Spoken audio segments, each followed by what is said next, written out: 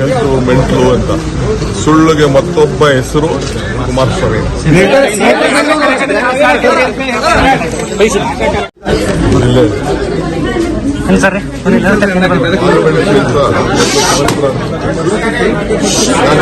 ಗ್ರಾಮಾಂತರ ಅಂತ ಮಾಡಿದ್ರು. ರಾಮನಗರನ ನಾವೇನು ಚೇಂಜ್ ಮಾಡ್ತಾರೆ, ರಾಮನಗರ ಆಗಿರ್ತದೆ. ಇವರಾಕಿ ಹಾಸನದಿಂದ ಬಂದರು, ಇಲ್ಲೇ ಬಂದು ರಾಜಕಾರಣ ಹಾಸನ ಮಾಡ್ಬೋದಾಯ್ತಲ್ಲ. ಇವ್ರ ಹೆಸರನ್ನು ಚೇಂಜ್ ಮಾಡ್ಕೊಳ್ಳಿ. ಇವ್ರ ಹೆಸರು ಬಂದು HD ಕುಮಾರಸ್ವಾಮಿ,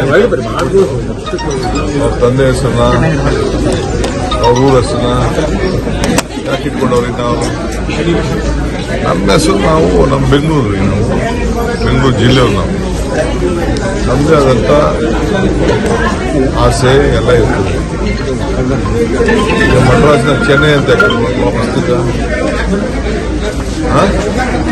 ಬೇರೆ ಬೇರೆ ಅನೇಕ ಹಳ್ಳಿಗಳು, ಇದು ನಮ್ಮ ಊರುಗಳೆಲ್ಲ ಅವರವರ ಮೊದಲಿಂದ ಇತಿಹಾಸ ಉಳ್ಳಂಥದ್ದು. ಗುಲ್ಬರ್ಗ, ಕಲಬುರಗಿ ಅಂತ ನಮ್ಮ ಜಿಲ್ಲೆ, ಅದು ಬೆಂಗಳೂರು ಜಿಲ್ಲೆ ಇಟ್ಟಿದ್ದೀವಿ. ಮೊದಲಿಂದನೂ ಕೂಡ ಇಟ್ಟಿದ್ದೀವಿ. ಅವ್ರಿಗೇನು ತೊಂದರೆ ಅಂತ ನಾವೇನು ಮಾಡ್ತೀವೋ ಅನ್ನೋದು ಆಮೇಲೆ ನೋಡ್ಲಿ. ಸರ್, ಅವ್ರು ಆಗುತ್ತೆ ಸರ್, ರಿಯಲ್ ಎಸ್ಟೇಟ್ ಡೆವಲಪ್ ಆಗೋ ಸಲುವಾಗಿ ಮಾಡಿದ್ದೇವೆ. ಹೌದಪ್ಪ, ನಮ್ಮ ಹಳ್ಳಿ ಜನ, ನಮ್ಮ ಬೆಂಗಳೂರು ಎಲ್ಲ ಡೆವಲಪ್ ಆಗಬೇಕು, ಉದ್ಯೋಗ ಸಿಗಬೇಕು, ನಮ್ಮ ಜನರ ಆಸ್ತಿ ಜಾಸ್ತಿ ಆಗಬೇಕು.